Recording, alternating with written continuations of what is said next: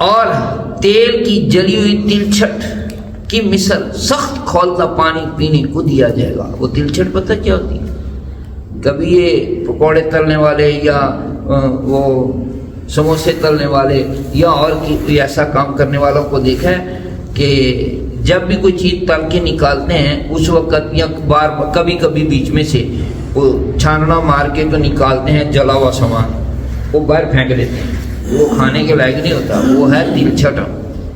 یا پھر یوں سمجھ لیں کہ کبھی اگر گھی بنایا ہو، دیسی گھی مکھن سے، تو وہ گھی بنتے بنتے اینڈ کیا ہوتا ہے، گھی کو الگ کر لو تو نیچے کیا بچتا ہے؟ وہی تلچھٹ ہے۔ اس کو اچھی طرح پکایا جائے تو وہ ذرا گرم گرم ایک تبکہ لگا کے دیکھا جائے کہ کیا بھاؤ بکتی ہے اور کیا بنتا ہے، تو جہنم میں تو پتہ نہیں کتنا عذاب ایسا ہوگا۔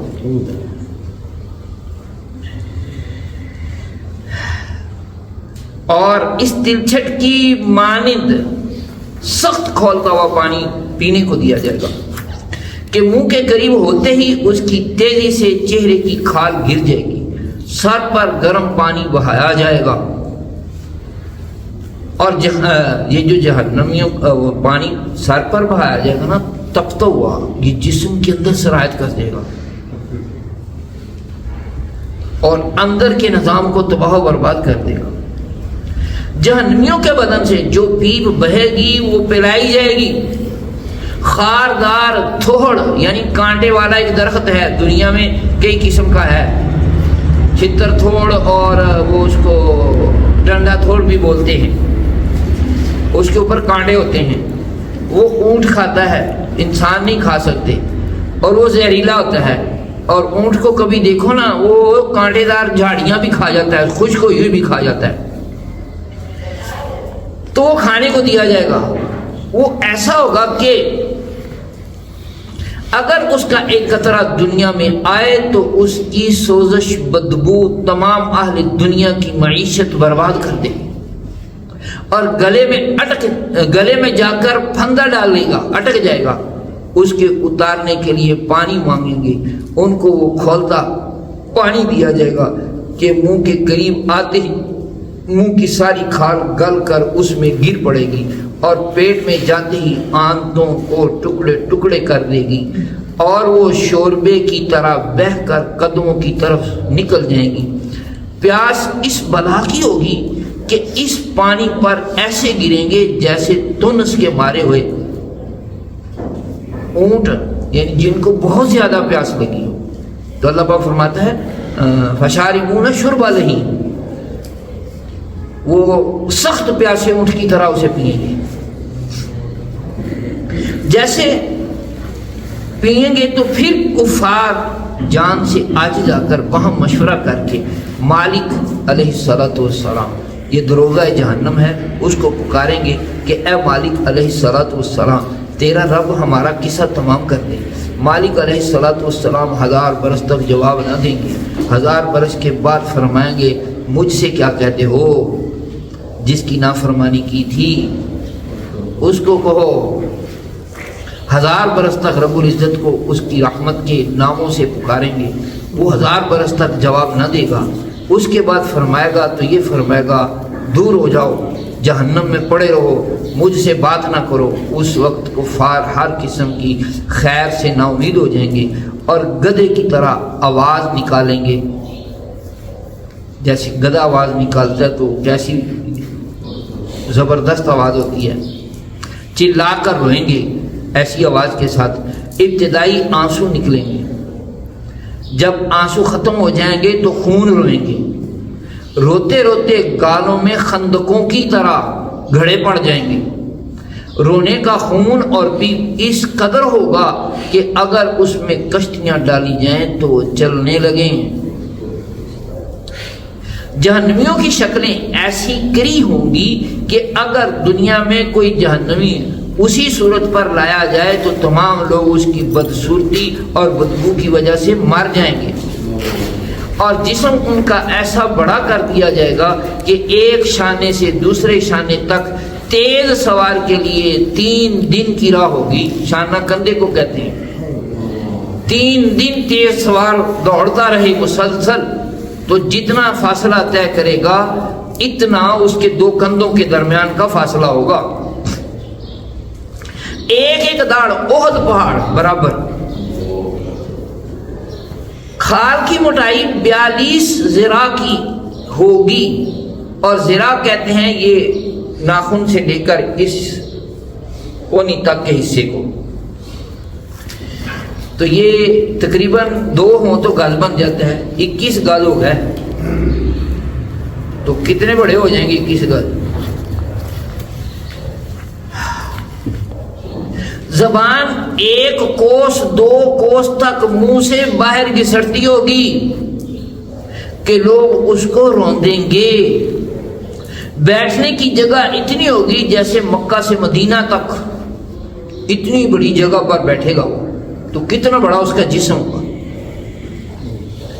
اب آپ حساب لگائیں، چھوٹی چھوٹی ٹہنیاں ہو نا، آگ لگائیں تو فٹ فٹ لگ جاتی ہے اور فٹ فٹ جل کے بجھ بھی جاتی ہے، اور ٹہنیوں سے بھی زیادہ جلدی پتے بجھ جاتے ہیں، جل جاتے ہیں۔ اور جتنی ٹہنیاں موٹی ہوتی جائیں ان کو آگ بھی دیر سے لگتی ہے اور جلتی بھی دیر تک ہے، پھر وہ گولے بن کے پکتی رہتی ہے۔ تو جب اتنا بڑی لاش مکہ سے مدینہ تک کے درمیان بیٹھنے والی جہنم میں جلے گی تو کتنی زیادہ اس کو آگ لگے گی، کتنی دیر لگے گی اس کو جلنے میں، اور کتنی تکلیف ہوگی۔ اور وہ جہنم میں منہ سکوڑے ہوئے ہوں گے کہ اوپر کا ہونٹ سمٹ کر سر کو بیچ سر کے پہنچ جائے گا اور نیچے کا لٹکتا کر ناف تک آ لگے گا، تو شکل کیسی بنے گی؟ ان مضامین سے معلوم ہوتا ہے کہ کفار کی شکل جہنم میں انسانی شکل نہ ہوگی، کہ یہ شکل احسن تقویم ہے، یعنی خوبصورت ترین ہے، اور یہ اللہ عز و جل کو محبوب ہے کہ اس کے محبوب کی شکل سے مشابہ ہے، بلکہ جہنمیوں کا وہ حلیہ ہے جو اوپر مذکور ہوا۔ پھر آخر میں کفار کے لیے یہ ہوگا کہ اس کے قد برابر آگ کے صندوق میں اسے بند کریں گے، پھر اس میں آگ بھڑکائیں گے اور آگ کا کفر لگایا جائے گا، پھر یہ صندوق آگ کے دوسرے صندوق میں رکھا جائے گا اور ان دونوں کے درمیان آگ جلائی جائے گی اور اس میں بھی آگ کا کفر لگا دیا جائے گا۔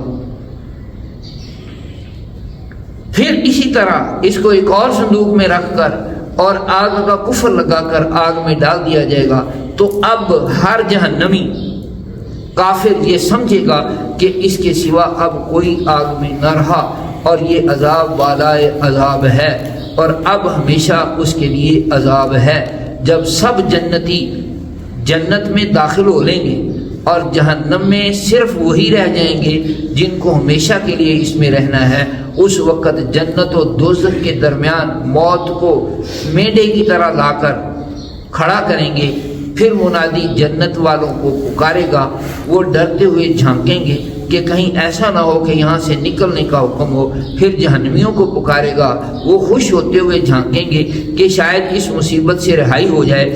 پھر ان سب سے پوچھے گا کہ اسے پہچانتے ہو؟ سب کہیں گے ہاں یہ موت ہے۔ وہ ذبح کر دی جائے گی اور کہے گا اے اہل جنت ہمیشگی ہے، اب مرنا نہیں، اور اے اہل نار ہمیشگی ہے، اب موت نہیں۔ اس وقت ان کے لیے خوشی پر خوشی ہے اور ان کے لیے غم بالائے غم ہے۔ نسأل اللہ العفو والعافیۃ فی الدین والدنیا والآخرہ۔ یہ مختصر سی کہانی میں نے دوزخ کے حالات پر مبنی سنائی ہے۔ اگر آیتیں اور حدیثیں جمع کریں تو گھنٹوں کا بیان ہو سکتا ہے۔ اللہ پاک سنانے کا مطلب یہ ہے کہ اللہ پاک جل جلالہ سے پناہ مانگی جائے اور اللہ پاک کا ڈر اپنے اندر پیدا کیا جائے اور اس کی عبادت کو کبھی بھی چھوڑا نہ جائے، اور برائیاں اس کی نافرمانیاں جو ہیں ان کے پیچھے کبھی نہ پڑا جائے، ان کو چھوڑ دیا جائے اور اپنے رب کی اطاعت میں زندگی گزاری جائے، تاکہ اللہ پاک جل جلالہ محبوب پاک کا صدقہ اپنے کرم سے، اپنی رحمت سے، اپنی بخشش سے جہنم سے بچا کر جنت میں لے جائے۔ اور جو بندہ فکر کرتا ہے کہ میں اسلام پر ایمان پر مروں، اللہ پاک جل جلالہ اسے ایمان پر ہی موت دیتا ہے، اور جو فکر کرتا ہے کہ اللہ پاک مجھے جہنم سے بچا لینا، اللہ پاک اسے جہنم سے بچا لیتا ہے۔ وآخر دعوانا الحمد للہ رب العالمین۔